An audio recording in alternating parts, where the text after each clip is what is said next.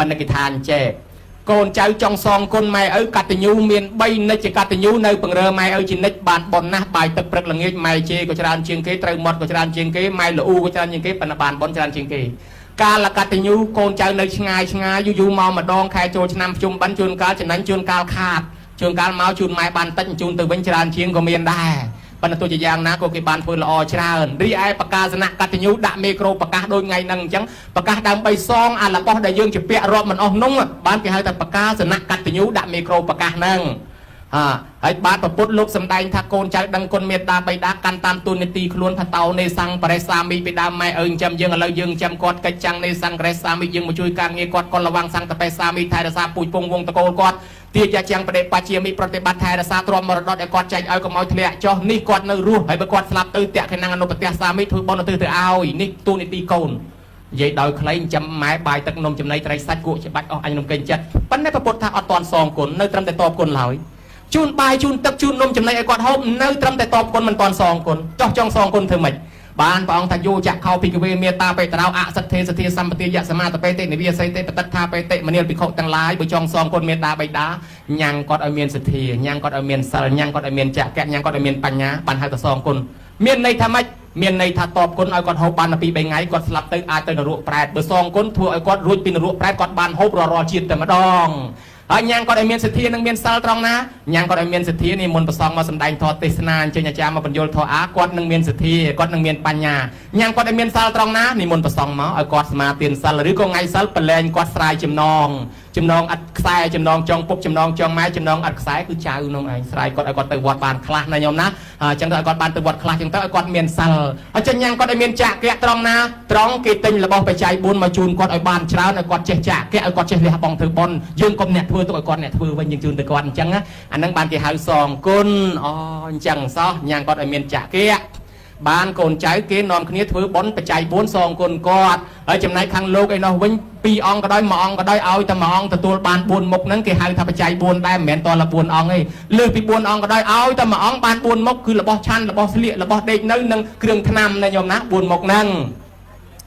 អេវ៉ាំងចតបច្ចយៈទាយកោសុខੰវិនតិតស្មាទានងសយំពេប្រវត្តិតពាំងអានិសង្ឃកូនណាធ្វើបច្ច័យ4ជូនមេដាបៃតាប៉ុណ្ណេះកូននោះនឹងសបោបច្ច័យ4ប្រើប្រាស់ចាប់ពីជាតិនេះតទៅមុខហើយលែងក្រលែងខ្វះហើយណាញោមណាដាំពូជបច្ច័យ4នឹងទុកគ្រប់ទីកន្លែងទាំងអស់ដូចយើងដាំពូជពោតពូជសដៃទុកអញ្ចឹងហើយសបោសបាយពីពេលនេះទៅឲ្យកើតអនាគតមកជាមនុស្សទេវតាចេះស្លៀកពាក់ទៀតបើមិនបានដាំពូជទេជាតិក្រោយស្រួលជើង4កតុយមួយហើយអត់ចេះស្លៀកពាក់ទេវាអត់មានដាំពូជខោអាវទុកណាញោមណាឥឡូវញោមញាតដាំពូជទុកហើយចុះមិញហ្នឹងរៀបរាប់តែខ្លួនឯងមួយហ្នឹងជាពាក់ម៉ែឪសងមិនអស់រឿង4ហ្នឹងឥឡូវអាត្មាសួរតែមួយទេញោម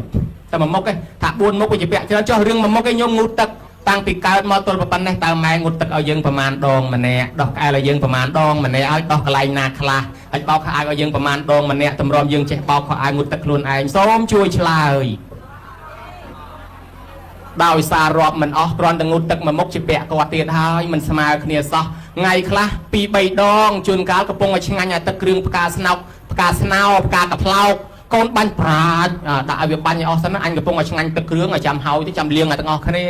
ាជួនកាលយកជើងធ្វើប្រគុណឲ្យកូនទៀតប៉ុន្តែយើងសាកសម័យឥឡូវវិញណាបើយើងវាយវងជាមួយម៉ែហើយស្រាប់តែជុំម៉ែបាញ់ប្រាជ្ញមកអញ្ចឹងអាទឹកគ្រឿងផ្កាស្នោហ្នឹងមកកញ្ចោលឲ្យទាំងអស់ហ្នឹងវាណាហូបទេមើលទៅតាមមើលទៅកូនមិនហូបទេហើយមួយថ្ងៃជួនកាលកូនបាញ់2 ដង 3 ដងម៉ែលាង2 3 ដងហើយម៉ែយកស្អីលាងដៃនេះដៃលាងអាហ្នឹងលាងដៃហើយដល់គាត់ទៅដាំបាយលាងអង្គដៃនឹងដែរលាងឆ្នាំងដៃនឹងដែរបេះបន្លែស្លក៏ដៃនឹងដែរធ្វើទឹកគ្រឿងដៃនឹងទៀតហើយដល់យកមកហូបដៃនឹងដែរដៃមានតរិតទេញោមកាន់គ្រប់ប្រដាប់ទាំងអស់តាំងពីលាងអាចកូនតាំងពីធ្វើទឹកគ្រឿងអីចឹងបានឆ្ងាញ់ណាញោមណាដូច្នេះហើយយើងគិតមើលថាគ្រាន់តែមួយថ្ងៃហ្នឹងម៉ែលាងឲ្យ2 3 ដងឲ្យចុះបើគុណចែកបុកដកសងទៅតម្រាំយើងចេះងូតទឹកខ្លួនឯងឧបមាថាម៉ែងូតទឹកឲ្យយើងបាន2000 ដងចុះយើងវិញងូតទឹកឲ្យម៉ែបាន2000 ដងស្មើគ្នាហើយនៅតលយួរបានស្មើគ្រាន់តែងូតទឹកមួយមុខចាញ់ដាច់ហើយប៉ុន្តែអាត្មាមិនដឹងថាងូតប្រមាណដងទេបើអាត្មាដឹងរឿងមួយដឹងថាម៉ែឪដោះគ្រប់កន្លែងទាំងអស់តាណាក៏គេដោះទៅឃើញអស់អាលីងគេស្គាល់អស់ហើយឃើញអស់ហើយអញ្ចឹងហេតុនឹងឲ្យបានជាបុណ្យចម្រើនបច្ចុប្បន្នដឹងគុណគេដាក់បោះស្បុកស្រោចទឹកជូនម៉ែនឹងសងណាញោមណាសងម៉ែសងឪដែលគាត់បានស្រោចទឹកដោះក្អែលឲ្យយើងឥឡូវថ្ងៃនេះយើងស្រោចទឹកជូនគាត់វិញគឺជាការសងគុណគាត់ ឲ្យរួចឲ្យស្រឡះទាំងអស់តាមពិតយើងជាពាក់បច្ច័យទាំង4ទាំងងូតទឹកនេះយើងសងមិនរួចមែនប៉ុន្តែថ្ងៃនេះយើងសងរួចព្រោះអីព្រោះគាត់តូចចិត្តដែរយើងបានប្រកាសសនៈកតញ្ញូអាចារ្យក៏ជួយប្រកាសសុំទោសគាត់ដែលរឿងកំហុសខុសឆ្គងជាពាក់តាំងពីមុនមកស្រាប់តែគាត់តូចចិត្តថាម៉ែមិនប្រកាន់ទោសកូនទេលែងប្រកាន់កូនហើយម៉ែមិនយកទោសមិនយកពីទេម៉ែអត់ទោសឲ្យសុំជូនពរឲ្យកូនរស់ស៊ីមានបានដល់ញោមមើលឃើញដែរអញ្ចឹងយើងលែងមានកម្មពីឲ្យទោះបីយើងប្រើម៉ែប្រើឪឲ្យមើលកូនមើលចៅអីពីមុនមកអីបើយើងមិនបានសុំទោសគាត់ខ្លាចកើតជាខ្ញុំបង្រើគេណាញោមហើយសម្លក់សម្លឹងម៉ែឪបើមិនបានសុំទោសគាត់កើតមកភ្នែកសលេវណាញោមហើយបើសិនជាធ្វើមុខកញ្ញែកញ្ញើដាក់ម៉ែឪតមាត់តកបើមិនបានសុំទោសគាត់កើតមកមុខអាក្រក់មាត់វាចណាញោមណាអញ្ចឹងហើយឥឡូវយើងបានសុំខមាទោសគាត់អត់ទោសឲ្យរួចខ្លួនណាទាំងអស់អញ្ចឹងញោមមើលឃើញដែរអញ្ចឹងគ្រួសារគេថ្ងៃនេះគេបានសុំទោសម៉ែឪគេរួចខ្លួនអស់ហើយលែងជាប់កម្មពីហើយពីរឿងប្រើម៉ែប្រើឪគ្រាន់តែខ្លួនយើងមួយមិញផងជាពាក់សងមិនអស់ចុះទៅឥឡូវថែមដល់យកចៅទៅឲ្យគាត់មើលទៀតមិនជាពាក់មកចូលទៀតគ្រាន់តែខ្លួនយើងជាពាក់រាប់ទៅដល់ថែមចៅបំណុលឡើងរាប់ທາງហើយបើអញ្ចឹងត្រូវតែធ្វើបន់សុំទោសគាត់បានបើមិនអញ្ចឹងជាពាក់កាន់តែខ្លាំងឥឡូវគ្រួសារគេនេះគេធ្វើបន់ណាគេសុំទោសហើយគេរួចខ្លួនហើយណាញោមហើយចុះគ្រួសារដតីប្រើម៉ែប្រើឪដែរនោះអាមិនដែរមិនគិតឲ្យហើយញោមតនម៉ែឪនៅរស់សុំទោសគាត់អត់ទោសឲ្យយើងណាតែគាត់ដួលព្រោះទៅសុំទោសគាត់លែងស្ដីរយអាត្មាឃើញផ្ទាល់ភ្នែកមិនចេះតែថាទេញោមគាត់ស្លាប់ហើយកូនចៅទៅសុំទោសថ្វាយគុំកូនសុំខមាទោសចេះមួយចុះមួយអត់ស្ដីរយយើងនៅសម្រានទៅអាចារ្យនៅខ្ជាប់កណាត់លើកដាក់បជុផ្លុចអត់ស្ដីរយយើងសោះអញ្ចឹងបើចង់សុំទោសម៉ែឪតលគាត់នៅរស់អញ្ចឹងបានធ្វើទៅល្អអាតណ្ណឹងហើយគេហៅថាចម្រើនបជនដោយគេហៅថាជីវិតមហកិច្ចជីវិតមហកម្មជប់លៀងជីវិត